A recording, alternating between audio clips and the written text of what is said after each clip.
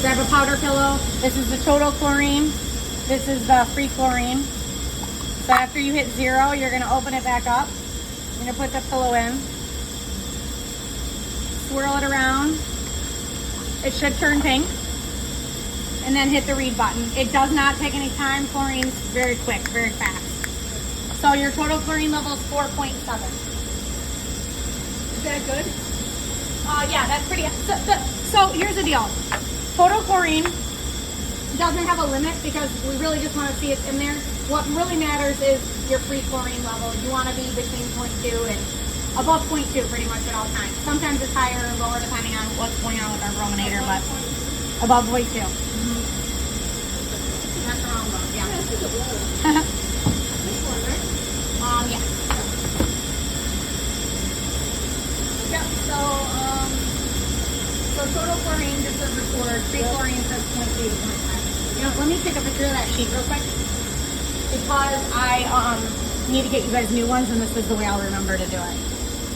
I gotta send you this file. Okay. So yeah, so right here, this is what you're running on the cooling tower, the 2 meter readings, and then the inventory for the tower, basically the levels of all these things. I already did this upstairs, but you can just, you know, you just dip the stick. This is the inhibitor. This is the non-oxidizing biocide. This is the biodispersant, and this is your bromine, which is your biocide, your oxidizing biocide. So this is pounds, the rest are inches. The tablets, yep. Okay. So Yep. what did you say, bromine? Yep. Okay. Yep. So all of this is just recording numbers. Again, inches, pounds, and then your makeup meter and your blowdown meter. Blowdown meter is over by where you take your sample, and then the makeup one is in the outside of the men's bathroom. So now these. So we record the controller, what the controller is reading. Yep. At the time of testing right now it's very, very low, and I'm low. assuming it's because they were cleaning the towers. So when they clean the towers, they dumped all the water. All the water that was cycled up that created that higher level is now gone. Now you start from So zero. you're starting over. This is your actual conductivity, so we're gonna take that with the handheld. You guys use your little No. Conductivity, you guys use this. Yep. So it's a Myronel, same as mine, but I have like a blue. I have that blue nice meter. You guys have this. I've ran out side by side before. It's pretty close, so it should be fine. The Pyxis reading. What if those are way off? Between these two, that is when we need to calibrate the controller.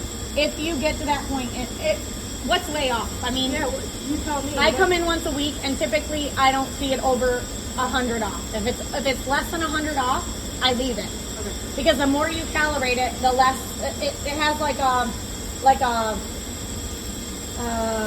line that it follows, like a trend line, right? So once you calibrate it one direction, it starts trending. You know what I'm saying? So more and more you calibrate it. So if it's within 100, I usually leave it. If it's over or under by 100, I will calibrate it. If you get to that point, just call me. You can have my number on speed dial, whatever you want to do, anytime. I don't care. I'm always available, or I will always make myself available to answer any questions that you have. It's pretty easy. I can walk you through it, but not probably necessary until you kind of, get going with it. I don't really like the guys to calibrate it too often because they think, oh, it's off by 10, I'm going to calibrate it. Not necessary at all. It's not that. This is your inhibitor. This is your inhibitor reading, and that is the one that we use this meter for right here. I did calibrate your meter, I think last week or the week before, so it should be good. Total chlorine is right here. See how it just says record the number. It's not really number we're trying to achieve. We just want to make sure it's in there and what it's at. Free chlorine is the one we're trying to hit a number on. So we will run that one right now. ORP is, again, you're just taking it off the screen. I actually took a picture of the screen today so I can show you. Yeah, on that same controller, right? Yep, so right here. So this is your conductivity. This is where we put under controller conductivity, right? It would be 760. And then the ORP is a 566, so that's where you'd record that. And again, I'm going to get you new sheets. And what's that ORP telling me?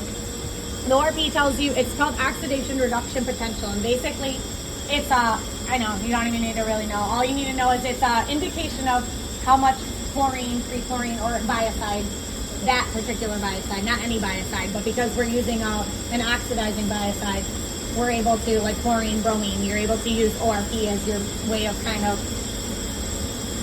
kind of trending where you're at with the amount that you need. So I set an ORP limit, and if it drops below that, it'll open the brominator valve, the solenoid to send water through it. So again, I like to record this because when I see the free chlorine take a nosedive, I can look and see, well, was the ORP low? Okay, so if it's way lower than my set point, I can say, then it's either A, not actuating, B, there were no pellets in there. You know, if there's lots of things I can do to determine what happened, why, you know. And then your dip slide. Take it once a week. Usually Wednesday's a good day to take it because then on Friday you can read it when you're running your tests again. Okay. What's dip slide? Dip slide, they're like, you have any So on when here? did they? So they took it. Yes, they took it on the 6th, 2 days. 2 days. Yep, so somebody should be reading it today. Okay. And whether or not they are or aren't, I don't know. I don't ever look at those because I don't know how long they've been sitting, you know, I don't know. Okay, so, and I run instantaneous, and I will tell you that. That's the one in there in the other room. Yes. All And right. that incubator. Yeah. So the way you take that is you pull out the dip slide, you put the water in the vessel, take the paddle, stick it in there, pull out the paddle, don't touch the paddle or anything, shake out the water that's in there, stick it back on, make sure it's tight, and let it sit for 48 hours-ish, till Friday when you take your test again and then read it. When you read it, you basically look at the number of dots on the white side of the paddle, and it tells you the biological growth.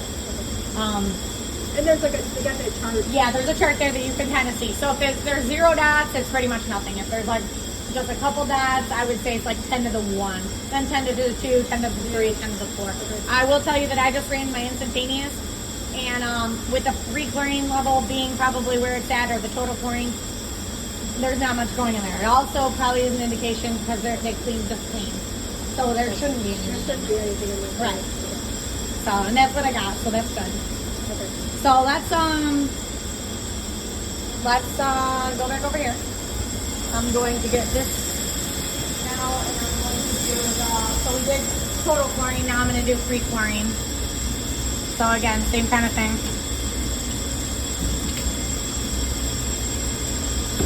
Am I famous? Are you recording me? Yeah, you got 7 minutes and 3. This is good. YouTube. You're going to be in YouTube by 2:30. Please don't do that. That's really I don't. I'm not that.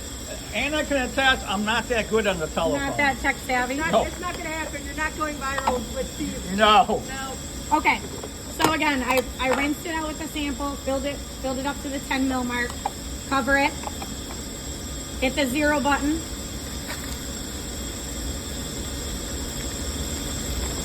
and now we're gonna do the free chlorine. So it says free chlorine right here, and this one said total chlorine. All right. Okay? You just ask him to send you the video, just in case you forget. She's going to have to get it herself because There you go. she had to put her phone number on this. So now we take the free chlorine packet after it's zeroed out, and you add it. Usually you can use a lid to, swirl it around. And then you hit the read button, the check mark.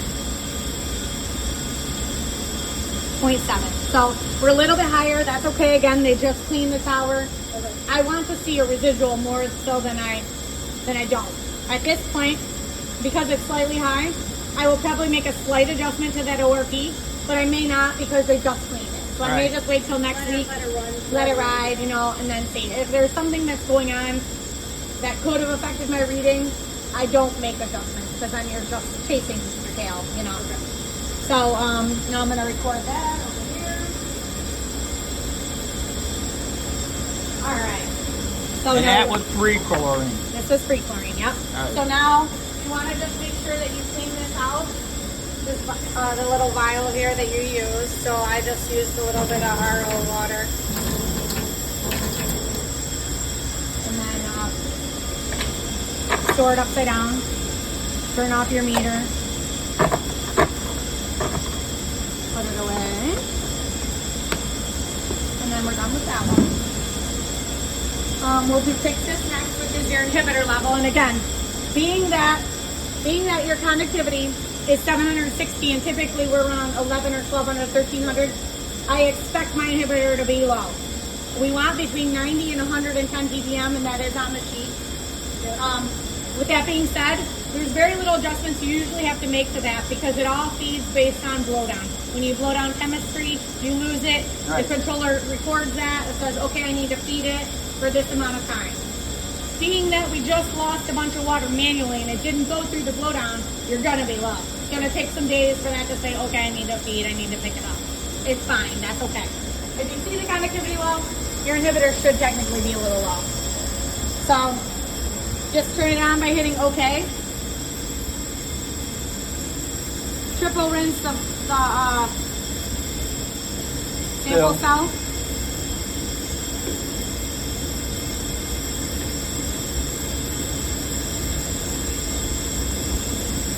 It's saying please cycle power. Hold on 1 second.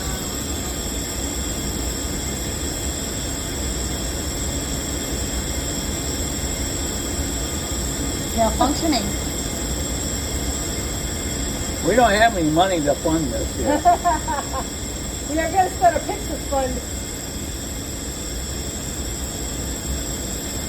Well, I actually already see some deposition in here. And I was telling Carl this, please power cycle your device. What does that mean?